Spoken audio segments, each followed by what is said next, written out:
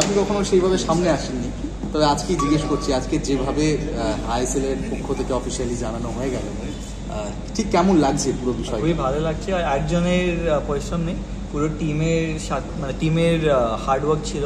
কমলদা যে বললেন এত বছর ধরে চেষ্টা আমরা করেছি কি মোহামেডান স্পোর্টিং আবার ফার্স্ট টপ ডিভিশনে উঠেছে, খুবই খুশি।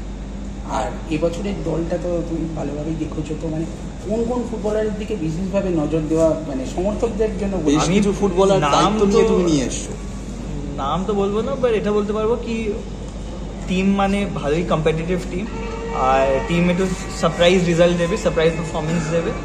আর টিম আমি আগে বলেছি টিমকে একটু পেশেন্স নিয়ে চলতে হয়।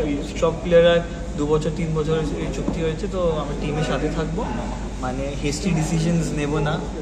অনরেকেও 2 বছরের নতুন কন্ট্রাক্ট অনেক সই করেছে, তো কোচকে আমরা ট্রাস্ট করছি। তো পুরো যে টেকনিক্যাল স্টাফ ছিল আগের বছরে মোটামুটি সবাই আবার ফিরে চলে এসছে, তো পেশেন্স রাখতে হবে। আর টিম মোটামুটি ভালোই হয়েছে, আর সব টু দ্য কোচ না। আর ইউথ ফুটবল নিয়ে এবছর থেকে তোমাদের এমনি অন্য অন্য পরিকল্পনা থাকে, ইউথ ফুটবল নিয়ে আগামী বছর থেকে আরও গেলে সাজানোর কোনো? এই বছর একটু তাড়াতাড়ি আমরা টিম তৈরি করেছিলাম, আগের বছর আবার প্ল্যানিং শুরু হয়ে গেছে। আবার পুরো বেঙ্গল ওয়াইড ট্রায়ালের কামাররা প্ল্যান করছে, তো পুরো বেঙ্গল ওয়াইড ট্রায়াল করবো কি ভালো করে একটু ইউথ সেট আপটা আমরা তৈরি করতে পারি।